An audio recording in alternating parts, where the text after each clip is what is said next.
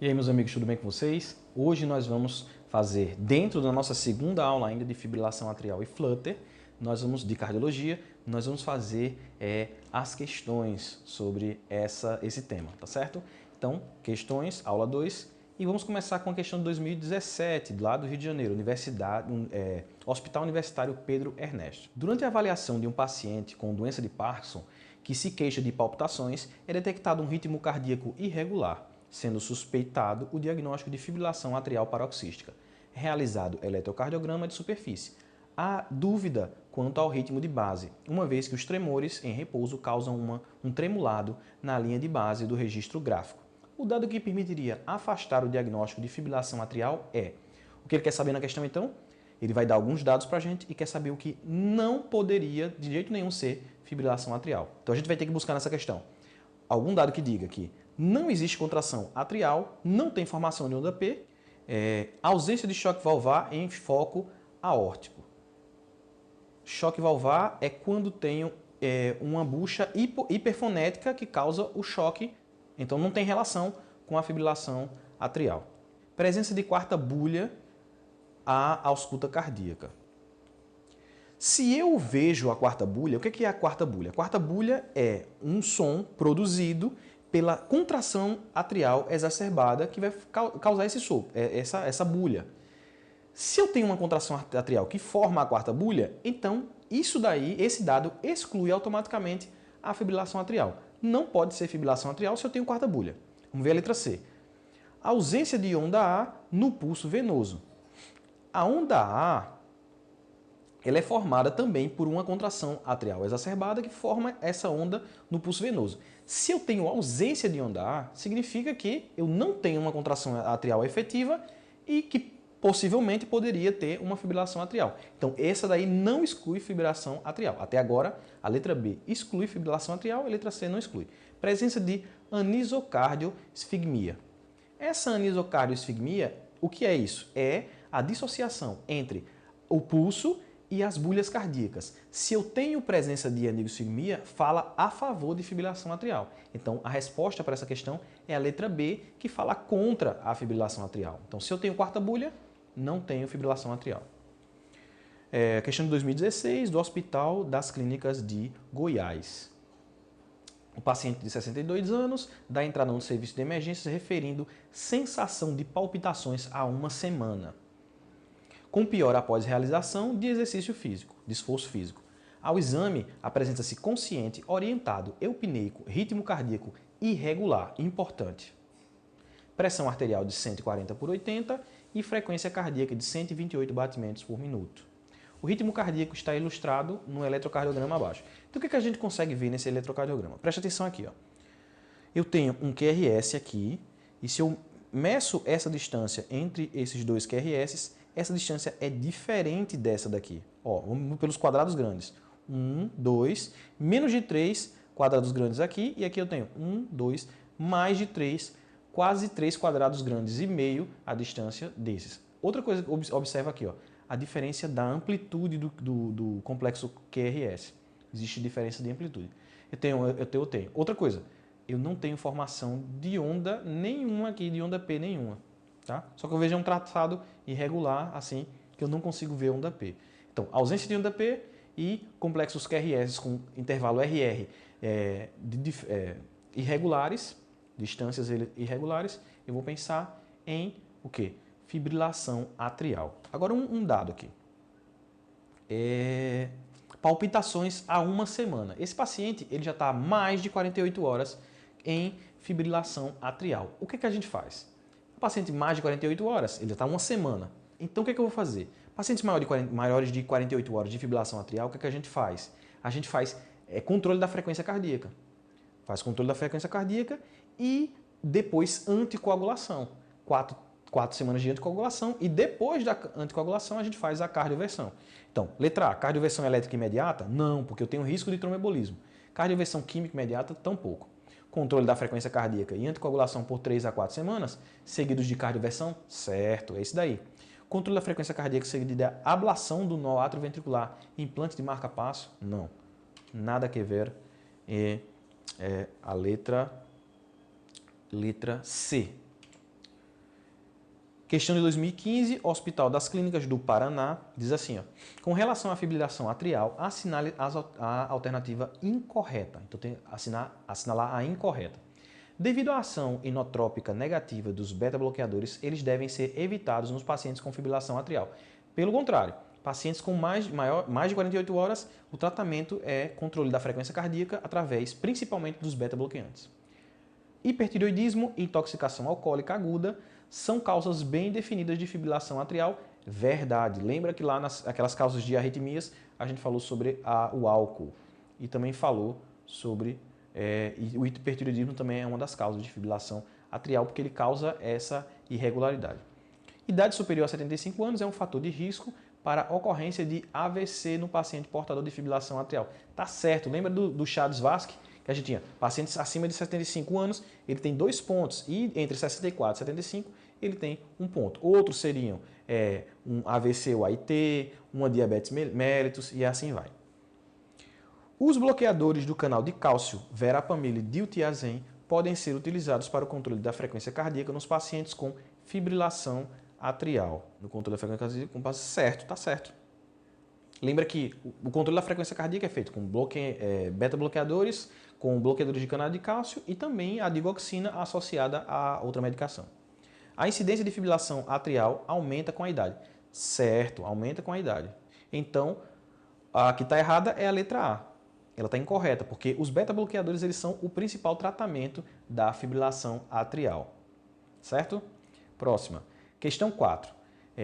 De 2015, seleção unificada para a residência médica do estado do Ceará. Diz assim, ó, paciente feminina, 72 anos, hipertensa, há cerca de 6 horas com palpitações intensas. Da entrada na emergência, sonolenta e pouco responsiva. Após síncope. No exame físico, chamava a atenção a pressão arterial. O paciente está hipotensa. E um pulso rápido, taquicárdica, irregular. Sem pausas ou falhas, com frequência de 150 batimentos por minuto, confirmado pela ausculta cardíaca e com as mesmas características e sem outras alterações. Considerando o diagnóstico mais provável, a conduta mais adequada após o eletrocardiograma de 12 derivações seria, então, qual é o mais provável? Uma paciente feminina idosa, hipertensa, que está hipotensa, uma paciente que está instável, independente de qualquer etiologia, todo paciente que está instável, o que eu faço com ela é cardioversão elétrica imediata. Esse é o tratamento para pacientes que estão em instabilidade. Independente de qualquer coisa, o tratamento seria o mesmo. Então, cardioversão transtorácica. Questão 5, do Revalida, do INEP, 2017, a última prova que teve do Revalida. Um homem de 60 anos de idade foi internado em um hospital municipal com quadro de confusão mental. O paciente reside em outro município, a cerca de 300 km do hospital. Na admissão, o paciente se disse assintomático. Relatou que não costumava procurar atendimento médico e que preferia morar sozinho no sítio onde nasceu e cuida de uma pequena lavoura.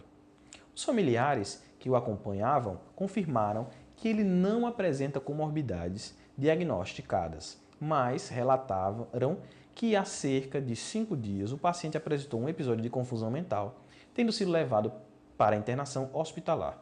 Acrescentaram que na ocasião foi diagnosticada e tratada uma infecção do tracto urinário e que durante o exame físico detectou-se uma arritmia cardíaca confirmada por eletrocardiograma, cujo resultado é produzido a seguir. Então a gente tem aí o eletrocardiograma e eu já de cara já vejo que existe uma diferença entre as amplitudes do QRS, que existe uma diferença entre a distância entre um QRS e outro e que aqui ó, eu tenho ausência de onda P. Não tenho onda P no eletrocardiograma. Certo? Ó aqui. Sem onda P. Consigo ver também aqui, ó, a diferença. Ó, esse aqui como está maior. Ó, esse aqui como está bem pequeno. Ó. Uma irregularidade entre os complexos QRS, a distância RR, e uma ausência de onda P. Certo? Ó, aqui no V5 como eu consigo ver claramente. Aqui no D2, no D1, consigo ver claramente essas duas características.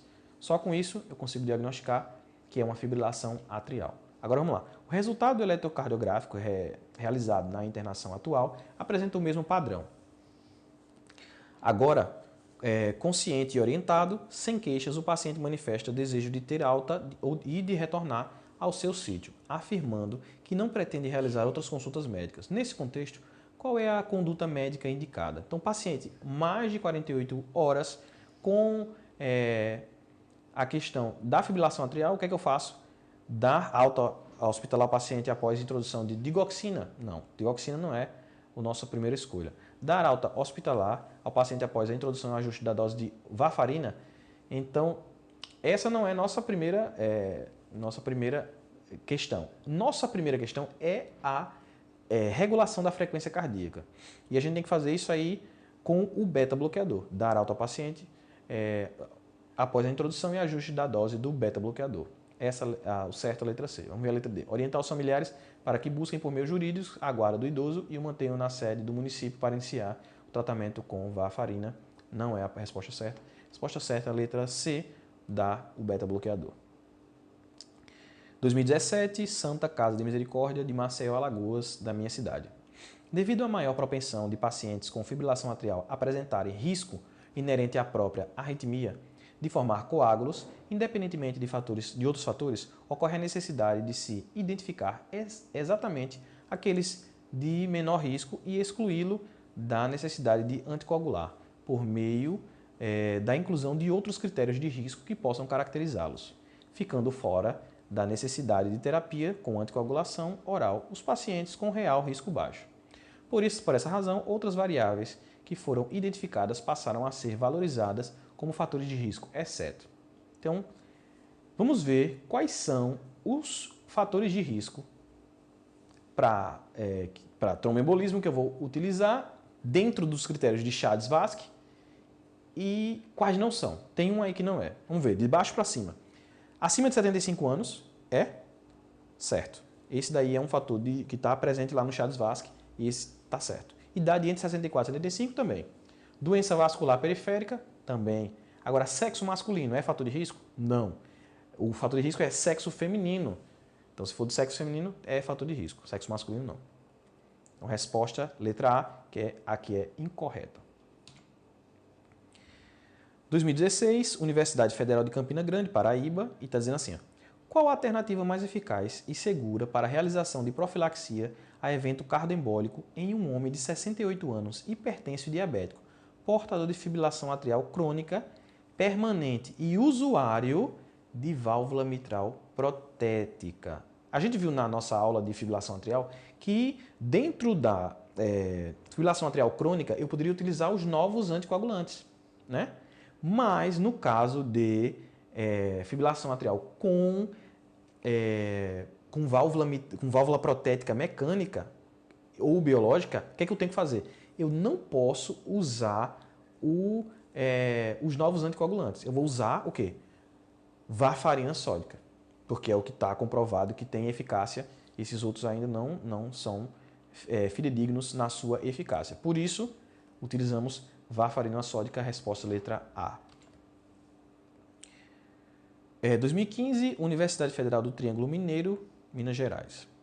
Homem de 58 anos de idade, solteiro, fumante, é trazido ao pronto-socorro do HE-UFMT, UFTM, com hálito alcoólico e sonolento. Ao exame, não se evidenciou rigidez de nuca e apresenta pupilas isocóricas, mióticas e com um discreto nistagmo horizontal.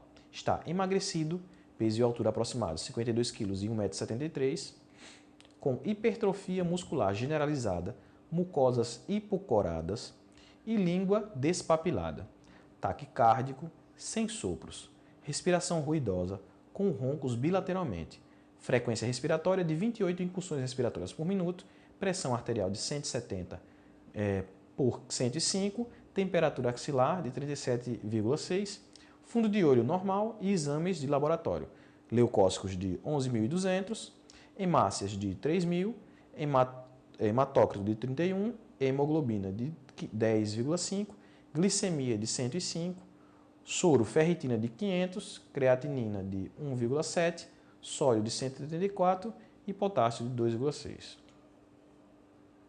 Tá aí o eletrocardiograma e aí, como todos, a gente consegue ver a ausência de onda P e uma diferença entre as distâncias dos QRS, certo? Fibrilação atrial. Em relação ao eletrocardiograma, derivação D2 desse paciente, responda a afirmativa correta. Um dos diagnósticos é sobrecarga ventricular esquerda. Apresenta sinais indiretos de sobrecarga ventricular direita. Ritmo de fibrilação atrial, certo. Presença de flutter atrial, não. E existem sinais eletrocardiográficos de hipercalemia. Quais são os sinais de hipercalemia? São os picos bem altos de onda P. Então não tem nada disso, é o ritmo de fibrilação atrial. Questão 9. De 2016, Hospital das Clínicas de Porto Alegre, Rio Grande do Sul. Um paciente de 65 anos com história de hipertensão arterial sistêmica chegou à emergência referindo palpitações há 12 horas. Com pressão arterial, a pressão arterial era de 120 por 80. O eletrocardiograma realizado por ocasião da admissão está reproduzido abaixo. Considere as assertivas propostas sobre a condução do caso. O eletrocardiograma é esse aí, e o que nós conseguimos ver, tá ruim aqui esse eletrocardiograma, mas a gente pode ver aqui no D2 que eu tenho ondas, tipo como se fosse em serra. Aí o que eu disse? Então, esse aí é um flutter. Diferente da fibrilação atrial, ele é um flutter. Então, em relação ao flutter, diz assim, o uso de beta-bloqueadores está indicado, já que na maioria dos casos, obtém-se controle da frequência cardíaca em longo prazo com essa classe de medicamentos. Não. No flutter, os beta-bloqueadores, eles não obtêm um controle da frequência cardíaca na maioria dos casos. Em alguns casos, sim, mas não na maioria dos casos. Em poucos casos, ele consegue essa questão. O tratamento inicial deve ser feito com cardioversão sincronizada utilizando 50 joules. Lembra que a gente falou disso? Primeiro você começa com 50 joules, se dá certo, fibrilação, você não permanece. Se não der certo, você faz 100 joules. A reversão da arritmia pode ser tentada com o uso intravenoso de verapamil, até 10 mg. Essa está errada. No flutter, a cardioversão ela é feita somente de forma elétrica, não é feita com verapamil, certo? Então, está aí o eletrocardiograma, então a resposta é a letra B, apenas a 2. Homem de 65 anos comparece a ambulatório de clínica médica com relato de palpitações que se iniciaram há 5 dias. Refere diagnóstico de hipertensão arterial, mas não aderente ao tratamento. Ao exame físico, está em bom estado geral, eupneico, com pressão arterial de 130 por 90. Frequência cardíaca de 130 batimentos por minuto. Bulhas arrítmicas sem sopros. Após submeter-se ao eletrocardiograma, é constatado flutter atrial de 2:1. Nesse caso, a conduta indicada é anticoagulação plena e desfibrilação, cardioversão química com amiodarona, adenosina, inibidores do nodo AV, considerando que o paciente está estável, e letra E, a cardioversão elétrica com 100 joules. Um paciente que está em flutter, com arritmia do flutter, há mais de 48 horas, então esse paciente iniciará há 5 dias, a gente já tem uma conduta que é igual à da fibrilação atrial. Acima de 48 horas, o que a gente faz é controle da frequência cardíaca. Então, anticoagulação plena e desfibrilação, não. A gente não faz isso. Cardioversão química com amiodarona, não pode fazer a cardioversão aí por causa do risco de tromboembolismo. Letra E, cardioversão elétrica de 100 joules, primeiro que começa com 50 e quando o paciente está instável. Mas o correto é letra D, inibidores do nodo AV, considerando que o paciente está estável. Os inibidores do nodo AV são os que vão fazer o controle da frequência cardíaca, certo? E essa foi a nossa última questão. Espero que vocês tenham gostado desse vídeo só sobre questões. Espero que sirva para você, que você continue estudando, se preparando para o Revalida e curte e compartilha se você não curtiu nem compartilhou. Se inscreve no canal e deixa um comentário aí, faz alguma crítica, alguma ajuda, qualquer coisa, que a gente se vê no próximo vídeo.